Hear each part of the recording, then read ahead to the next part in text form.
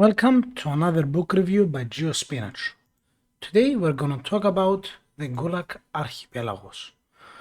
The Gulag Archipelagos, which was written by Aleksandr Solzhenitsyn, I have to say is either my favorite book or one of the most influential books that I have ever read. And especially due to my specialization in Russian history and in general in totalitarian regimes, this book was the book that put me in the path of analyzing such regimes and ideologies which lead to such regimes. So in regards specifically to the book, there's not one specific genre you will add it. So you can argue it's historical nonfiction, an autobiography, a political criticism, a philosophy. However you can describe it, each person reads it for a different purpose. The book is a chilling historical account and a critical examination of the Soviet Union. Specifically, it's about analyzing the brutality and the idiocracy and the ridiculousness of the Soviet regime and how it managed to fool millions of peoples into the devastating and disastrous effect of the communist ideology. And I do challenge anyone that does support a communist ideology to read this book. This book is written for you. And I also want to mention that Jordan Peterson, which I'm going to link in the description, has a great foreword for the audiobook version. If you do listen to the audiobook version, you can listen to the foreword as well, but it's also available in YouTube. It's quite extraordinary. A small description from the book, so I've taken a few quotes just to show you how insightful and brilliant the book truly is.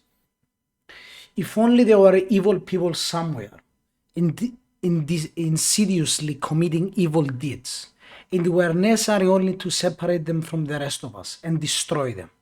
But the line dividing good and evil cuts through the heart of every human being, and who is willing to destroy a piece of his own heart.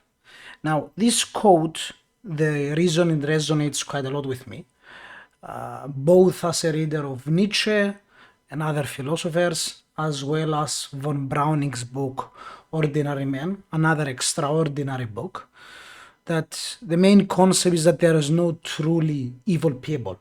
All people are capable of truly evil deeds. It is not the object of terror to annihilate those who stand up for justice. The object of terror is to make them ineffective.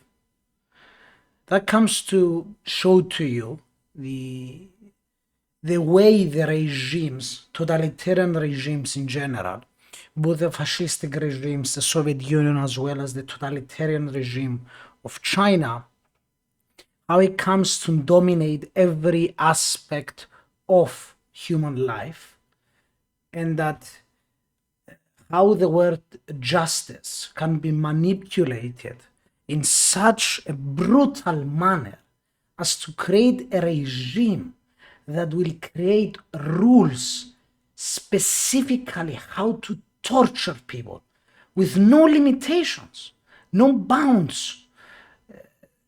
Many people tend to criticize the West and the United States for its own faults, and the West and the United States have their own faults.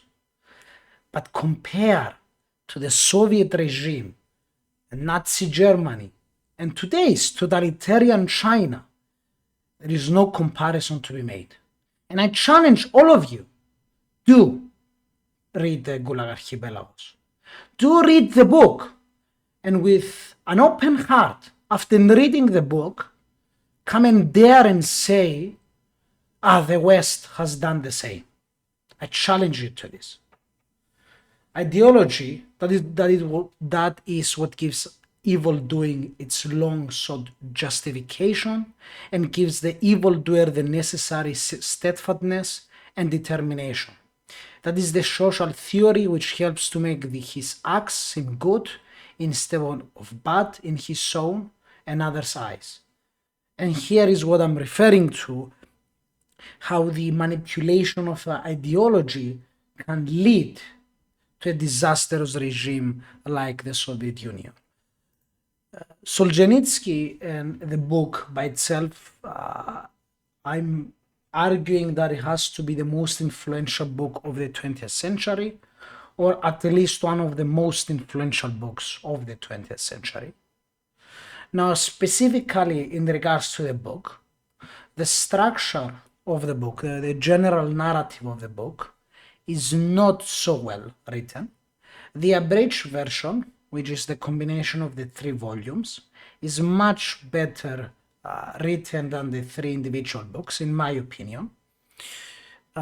Some say that they find the book quite boring, despite how revolutionary it is.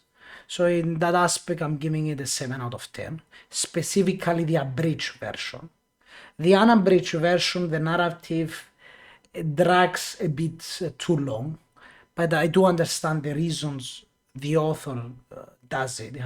Solzhenitsyn truly wants to emphasize the disastrous effects of the regime, but there is so much the heart and the mind can take.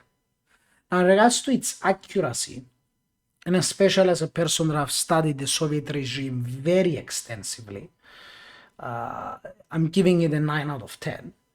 The accuracy of the book and the depth it goes in is truly, truly extraordinary.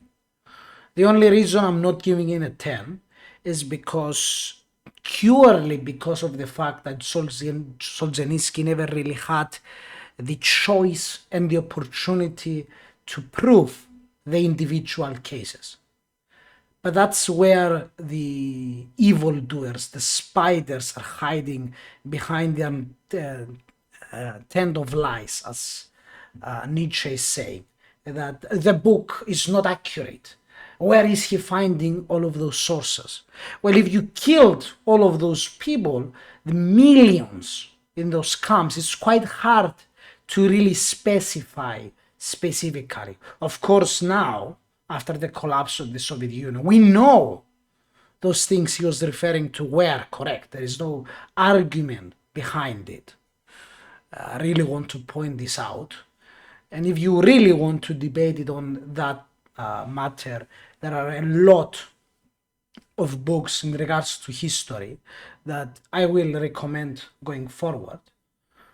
Now, in regards to the quality of work, I'm just giving it a pure 10 out of 10 for the reasons previously mentioned.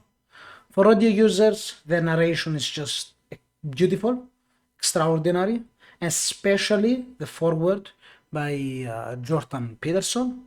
Overall, a rating of 8.8. If it wasn't for the narrative and the structure of the book, I could easily give it 10. So it's a very high recommendation, and it's a general, for me, it's not a book that should be read only by a specific audience, but it should be read by everyone. Thanks again for watching, and stay tuned for more. Like and subscribe.